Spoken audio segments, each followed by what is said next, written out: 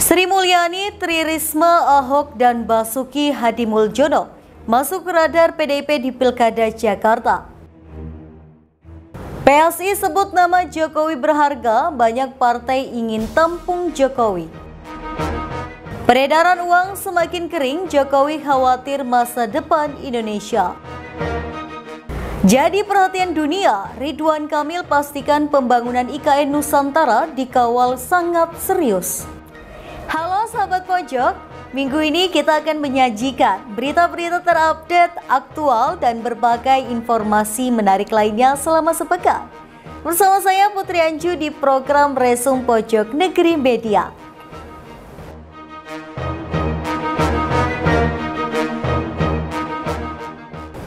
Jelang Pilkada serentak 2024 hingga 2029, PDI Perjuangan munculkan sejumlah kandidat untuk maju dalam Pilkada DKI Jakarta. Menariknya, nama Ahok dan Anies Baswedan belakangan ramai disandingkan untuk berduet dalam laga Pilkada 27 November mendatang. Berikut informasi selengkapnya.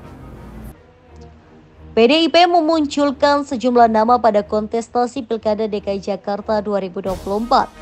Ada Menteri Keuangan Sri Mulyani, Menteri Sosial Tri Risma hari ini, mantan Panglima TNI Jenderal ataupun Andika Perkasa, Ketua DPD PDIP DKI Jakarta Adi Wijaya, Menteri Pekerjaan Umum dan Perumahan Rakyat PUPR Basuki Hadimuljono dan Ahok. Nama-nama tersebut merupakan nama yang beredar dari akar rumput dan akan dievaluasi berdasarkan sejumlah pertimbangan mulai dari elektabilitas dan visi misi serta berbagai faktor lain.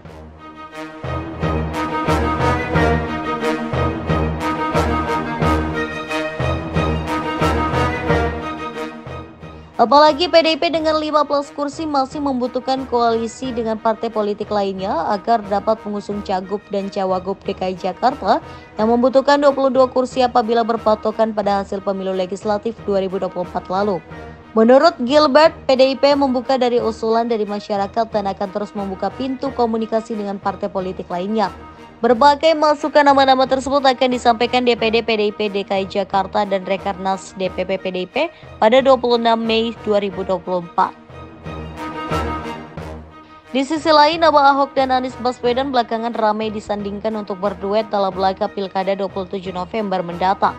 Baik Ahok maupun Anies dinilai masih mempunyai kans dan basis massa yang besar di DKI Jakarta. Selain itu, keduanya memang sama-sama pernah menjabat sebagai Gubernur DKI Jakarta. Sebelumnya, PDIP telah menyebut sejumlah nama yang berpotensi maju di Cagup DKI Jakarta. Pernyataan tersebut diungkapkan Sekretaris DPD PDIP DKI Jakarta Pantas Nenggolan pada Kamis 25 April 2024. Dia menilai ada beberapa faktor yang menjadi bahan pertimbangan sebagai calon Gubernur DKI Jakarta, seperti komitmen terhadap ideologi Pancasila, elektabilitas hingga keselarasan dalam membangun Jakarta. Adapun kans Anies untuk diusung kembali sebagai bakal cagup pertama kali dilontarkan oleh Ketua DPP Partai Nasdem Willy Aditya. Menurut Willy, Anies merupakan kandidat unggulan yang diusung Partai Nasdem. Willy mengatakan tawaran tersebut datang langsung dari Ketua Umum Partai Nasdem Surya Paloh. Namun Willy menuturkan hingga kini internal Nasdem masih menunggu keputusan dari mantan calon presiden tersebut. Anies Baswedan dikonfirmasi secara terpisah enggan menanggapi wacana dirinya akan maju kembali sebagai cagup DKI Jakarta. Anies menyebut saat ini dirinya sedang beristirahat setelah putusan sengketa Pilpres di MK. Tapi setelah selesai proses di MK, kita hormati proses bernegara. Kami tuntas kemarin, sekarang lagi rehat, dan kita ingin agar biar perubahan ini terjaga terus. Jadi kemarin juga kesan-kesan perubahan dititipkan oleh ini. Jadi kita hormati proses. Memang di internal Nasdem itu ada banyak suara dan aspirasi yang muncul. Ada dari kalangan internal, ada dari kalangan eksternal. Nah, kita sudah membicarakan tentang rencana Pilkada DKI ini dengan Koalisi 01 itu sudah berkali-kali. Intinya, karena sekarang pimpinan DPRD DKI dipegang oleh PKS sebagai ketua dan Nasdem sebagai wakil ketua, kita sangat berkeinginan untuk memenangkan Pilkada DKI supaya terjadi sinkronisasi antara legislatif dan eksekutif. Nah, untuk itu dalam pembicaraan 3 sekjen, sejumlah nama kita sudah munculkan dari masing-masing partai. Misalnya dari PKB, mereka memunculkan Menteri Tenaga Kerja Ida Fauzia. Dari PKS, mereka memunculkan nama Mardani Alisera dan Sohibul Iman. Dari Nasdem memang dari bawah itu banyak suara-suara menyebut nama Sahroni dan Bibi Andrino. Tetapi ini kan baru tingkat wacana. Ya, si Nasdem yang sudah menyebut nama Mas Anies Baswedan. Tapi kita hargai proses di Mahkamah Konstitusi. Insya Allah setelah ada keputusan Mahkamah Konstitusi akan ada jalan yang jelas, tegas, dan mudah. Mas Anies Baswedan orang yang punya kapasitas, punya integritas, punya kualitas. Dimanapun insya Allah akan memberi manfaat bagi bangsa ini.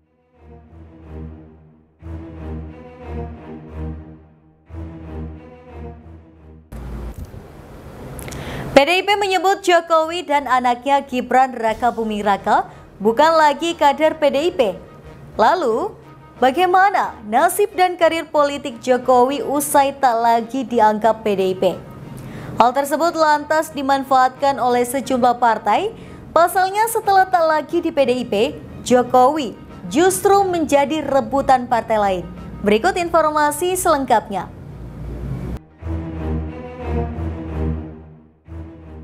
Ketua Dewan Pimpinan Pusat Partai Solidaritas Indonesia atau PSI, Andre Vincent Wenas, menanggapi soal status Presiden Joko Widodo setelah tak lagi diakui keanggotaannya oleh PDI Perjuangan. Menurut dia, setelah tak lagi di PDIP, Jokowi justru menjadi rebutan partai lain.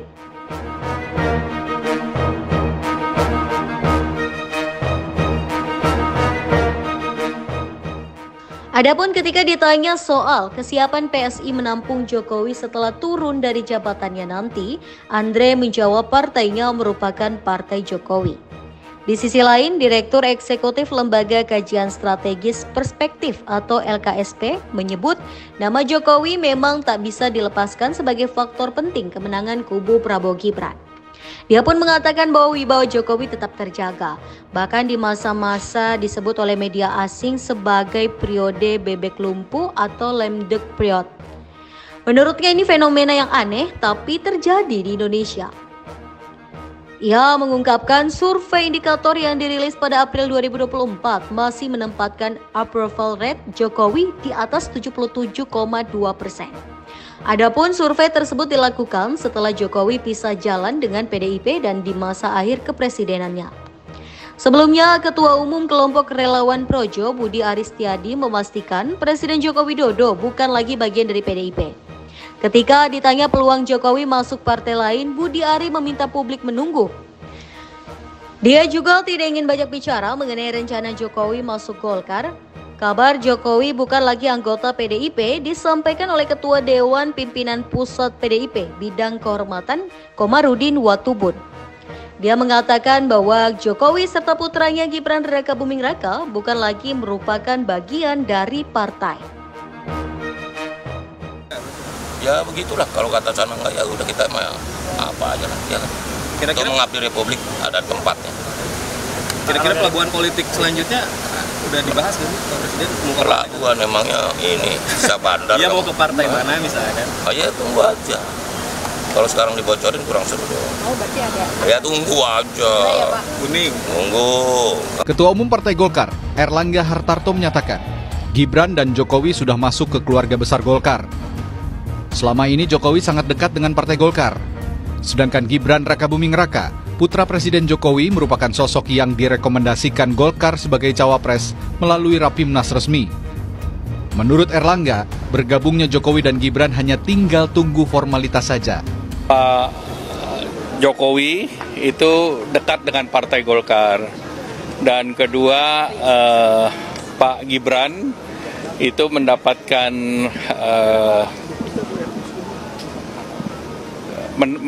mandat dari Partai Golkar melalui mekanisme Rapimnas resmi.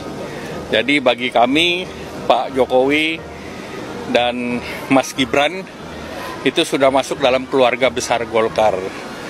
Tinggal tentunya formalitasnya saja. Nah, tentu Partai Golkar selalu terbuka terhadap kader-kader terbaik bangsa ini. Dan jelas Pak Presiden, Pak Jokowi adalah kader terbaik bangsa yang sudah bersama Partai Golkar di dalam 2 periode beliau. Saya jelaskanlah kepada Pak Jokowi bahwa Golkar itu adalah doktrinnya karya siaga gatra praja, karya kekaryaan. Setiap kader Golkar begini-begini, saya jelaskan itu sama Pak Jokowi. Akhirnya masuk di Pak Jokowi. Apa yang terjadi? Pecah, dua-dua tidak maju, Novanto jadi ketua Golkar. Saat itu sudah dikendalikan Golkar itu oleh Pak Jokowi sejak 2015. Saat Munas di Bali yang Novanto terpilih. Begitu Novanto masuk, langsung Erlangga otomatis. 2019 otomatis lagi kita ketemu kan. Kenapa Erlangga bisa terpilih? Di TV apa kemarin? Di TV apa dulu ketemu? CNN. Kita kan CNN. Calonnya siapa? Bambang Susatyo, kurang kuat apa? Ada 7, ada 8, termasuk saya salah satu. Yang tidak mundur cuma saya berdua sama Erlangga. Tapi saya di-bypass kan terakhir oleh Aziz Samsudin, ketua pimpinan sidang, dihilangkan, langsung di-drop. Nah, itulah kenapa saya bilang Jokowi itu Golkar, karena Presiden itu kalau di Golkar itu sama dengan Pak Harto dulu ketua Dewan Pembina, yang sekarang diduduki oleh Abu Rizal Bakri. Begitu Pak Abu Rizal Bakri komunikasi dengan Presiden, jadi sudah barang itu. Tapi ini tidak tampil. Itulah yang namanya Golkar. Kenapa? Karya siaga gatra praja, doktrinnya itu. Setiap kader Golkar adalah bekerja secara profesional, sesuai dengan bidangnya masing-masing. Gatra praja membela pemerintah. Pemerintah siapa saja. Gus Dur jadi presiden, kita bela Gus Dur. Megawati jadi presiden, kita ada. SBY memang Golkar, kita ada di situ. Pak Jokowi jadi, kita cuma 1 tahun. Oposisi kan, ribut. Habis itu diambil alih. Jadi sejak 2015, Jokowi itu sudah mengendalikan Golkar sampai hari ini. Nah, saya berani terbuka. Dan jadi tidak heran kalaupun sekarang Jokowi apakah masuk Golkar atau jadi ketua umum Golkar atau ketua pembina Golkar tidak bermasalah. Jadi begini. Maksudnya mengendalikan itu seperti apa, Bang? Ya, mengendalikan apapun. Mengendalikan apapun. Khususnya dalam semua kebijakan dan kepentingan politik. Iya, mungkin kalau yang terlalu intern ya dia tidak ikut-ikut, saya itu urusan dari DPP Golkar. Ya.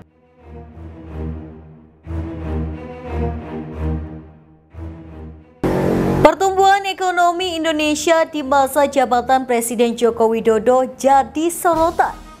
Jokowi sempat mengutarakan kekhawatirannya terhadap peredaran uang yang semakin kering.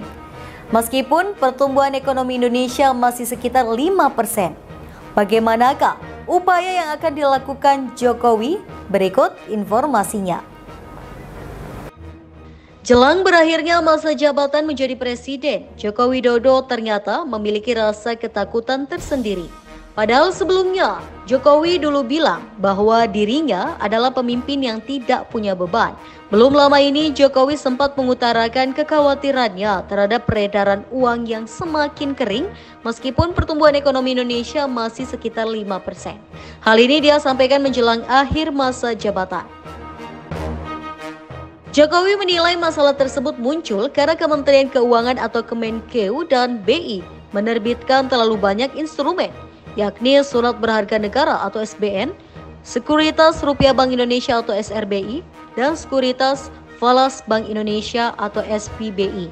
Untuk diketahui, data BI menunjukkan posisi M2 pada Desember 2023 tercatat sebesar 8.824,7 triliun rupiah atau tumbuh 3,5% year on year. Angka pertumbuhan ini terpaut jauh dengan kondisi September yang masih menyentuh angka 6% year on year. Satu di antaranya kondisi tersebut disebabkan oleh pertumbuhan dana pihak ketiga atau DPK.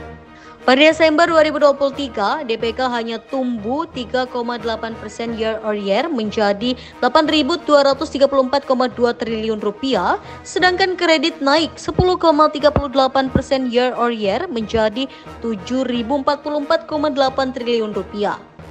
Pertumbuhan DPK sebenarnya sudah lebih tinggi dibandingkan November 2023 atau 3,4% dan Oktober 2023 3,43%. Namun bila dilihat dari posisi per Desember atau akhir tahun, maka pertumbuhan tersebut adalah yang terendah sejak 1999 atau dalam 24 tahun terakhir. Sementara itu, Bank Indonesia melaporkan kondisi likuiditas perbankan pada awal tahun ini menguat. Pertumbuhan DPK naik menjadi 5,98% secara tahunan atau year on year per Januari 2024. Pun berdasarkan catatan BI, rasio alat likuiditas terhadap DPK atau AL atau DPK per Januari 2024 naik menjadi 27,78%.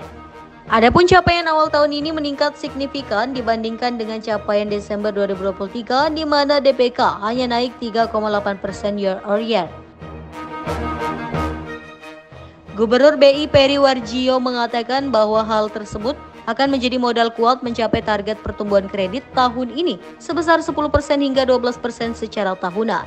Selain itu, BI mengungkapkan saat ini sejumlah pelaku usaha perbankan mulai memindahkan dananya dari sejumlah instrumen keuangan seperti surat berharga untuk penyaluran kredit.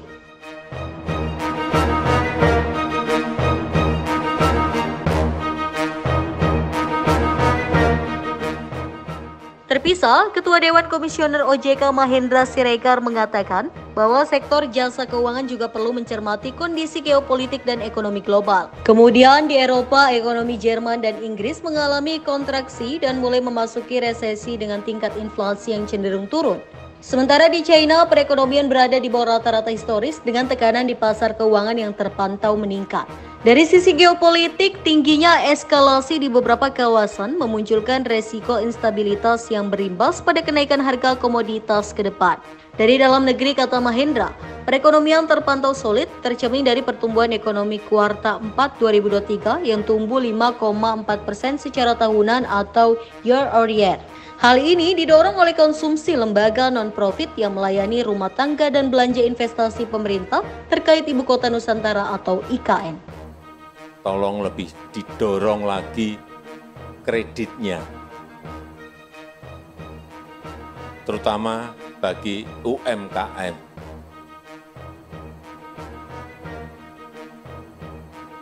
Jangan semuanya rame-rame membeli yang tadi saya sampaikan ke BI maupun ke SBN, meskipun juga boleh-boleh saja. Tapi agar sektor real bisa kelihatan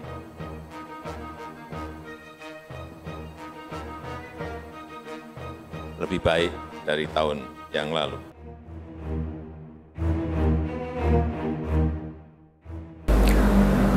Progres pembangunan IKN secara umum sudah mencapai angka 70%. Rencana Presiden Joko Widodo melaksanakan upacara peringatan HUT ke-79 Republik Indonesia di IKN dipastikan sesuai dengan jadwal. Berikut informasi selengkapnya. Pemerintah terus memastikan pembangunan IKN Nusantara di Kalimantan Timur sesuai jadwal. IKN Nusantara ditargetkan menjadi ibu kota Indonesia pada 2024 ini. Kurator Perencanaan dan Pembangunan IKN Nusantara, Ridwan Kamil mengatakan pembangunan IKN berada dalam koridor yang tepat.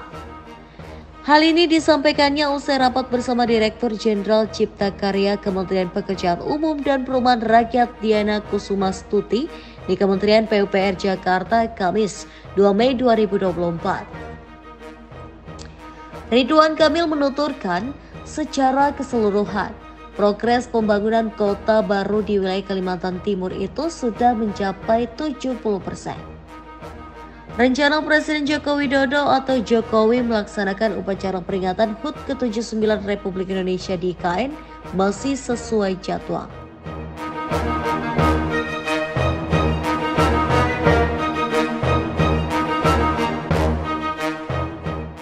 Ridwan Kamil pun menuturkan dalam rapat tersebut dibahas berbagai aspek terkait IKN secara detail.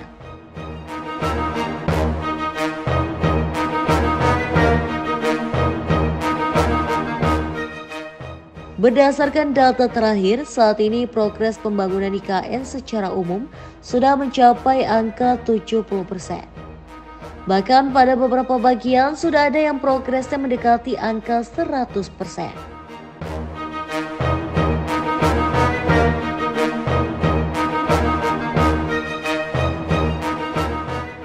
Karena itu, dia memastikan bahwa rencana Presiden Jokowi melaksanakan upacara peringatan HUT ke-79 Republik Indonesia di IKN pada 17 Agustus tahun ini bakal terlaksana.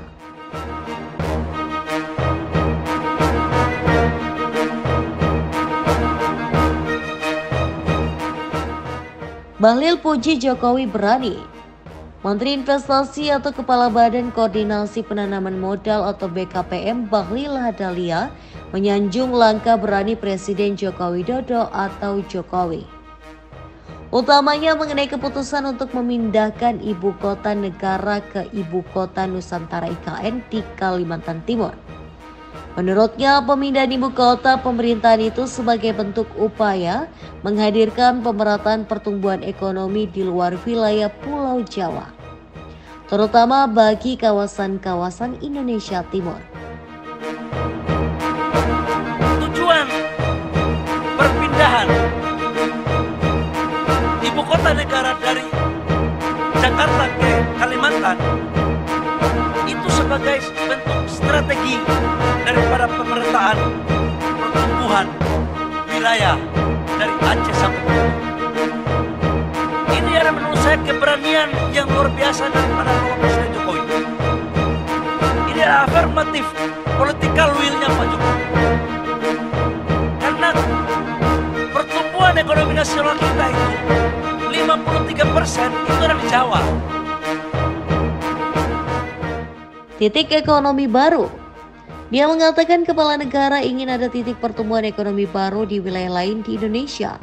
Salah satu yang dipilihnya adalah kawasan Kalimantan Timur. Pak Jokowi ingin untuk ini digeser. Jangan mayoritas di Jawa. Digeser ini ke wilayah lain pemerintahan. Salah satu instrumennya adalah kita pindah ibu kota negara. Dia mengisahkan hanya di tangan Jokowi kepindahan ibu kota bisa dilaksanakan. Dia mengungkap rencana kepindahan itu sudah ada sejak Presiden pertama Republik Indonesia Soekarno. Namun berangsur pergantian kepala negara, baru Jokowi bisa merealisasikannya. Terakhir dari saya ceritakan tentang IKN. Tolong dikutip, ini penting, ini ilmu. 1. IKN bukan ide Pak Jokowi. IKN sudah ada dari zaman kolonial, hanya sejarah takdirnya alhamdulillah Pak Jokowi yang mengimplementasikan. Oh, itu Pak idenya Pak Jokowi, ini bukan. Zaman Soekarno IKN-nya di Palangkaraya cuma tidak jadi karena anggarannya belum ada. Zaman Pak Harto IKN-nya di Jonggol Kabupaten Bogor tapi tidak jadi keburu reformasi. Zaman Pak SBY IKN disiapkan tapi belum jadi wacana. Alhamdulillah di zaman Pak Jokowi yang namanya IKN bisa diimplementasikan sebagai keputusan bangsa dan negara. Yang kedua, IKN itu sudah bergulir sekitar 40 triliun investasi yang hadir di IKN. 35 triliun tahun ini adalah dari swasta. Jadi tidak betul kalau ada yang bikin statement, oh nggak ada investasi, orang tidak datang. Saya sebagai kurator tiap minggu rapat untuk memeriksa 4 rumah sakit, ya, untuk memeriksa 2 super blok, untuk memeriksa 3 hotel bintang 5 sekarang under construction. Duit dari mana? Duit dari swasta. Berarti IKN-nya apa? IKN-nya mengundang investasi dengannya. Tugas saya oleh Pak Jokowi hanya memastikan, 1, IKN adalah forest city. Okay? Pak, itu kan motong pohon. Saya kasih tahu, di sana itu pohonnya pohon produksi yang tiap 6 tahun ditebang untuk jadi tisu, untuk jadi kertas. Maka bukan hutan tropis tapi hutan produksi. Oleh Pak Jokowi, 20 juta sampai 30 juta bibit baru pohon tropis akan ditanam ulang. Setelahnya rewilding supaya Ada bunga, ada kupu-kupu, ada serangga, ada fauna yang akhirnya menjadi tropis. Berikutnya kita memastikan ini adalah green, yang api sebenarnya bukan hanya hijau, tapi dia hemat energi dan lain sebagainya. Airnya juga di-recycle, matahari dijadikan sumber energi, itu akan hadir di IKN. Terakhir, IKN sedang kami kawal supaya jadi kota yang manusiawi. Orang harus ada jalan kaki, orang harus berinteraksi, makanya di sana tamannya banyak, pedestriannya lebar-lebar, mau pergi kemana-mana lewat jembatan lantai 2 bisa, lewat trotoar dekat aspal juga bisa. Dan insya Allah 17 Agustus 2024, upacara kemerdekaan Indonesia pertama kali tahun ini akan diselenggarakan di IKN. Di sana dibangun bandara baru, nanti ke IKN bisa lewat bandara baru. Jalan tol sedang dibangun, dan yang juga paling istimewa, 7 lapangan bola standar FIFA sedang dibangun oleh Pak Erick Thohir.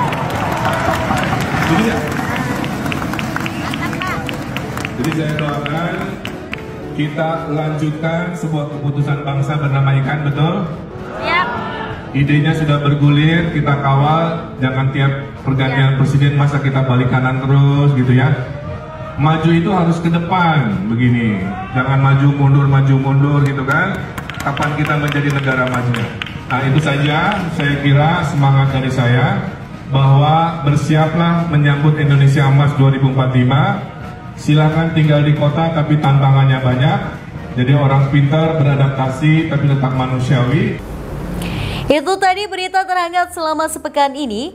Nantikan berita lainnya di web kami di pojoknegeri.com dan di channel YouTube kami Pojok Negeri Media. Jangan lupa untuk komen, like dan subscribe channel kami. Kami undur diri dulu, sampai jumpa di Resum pekan depan.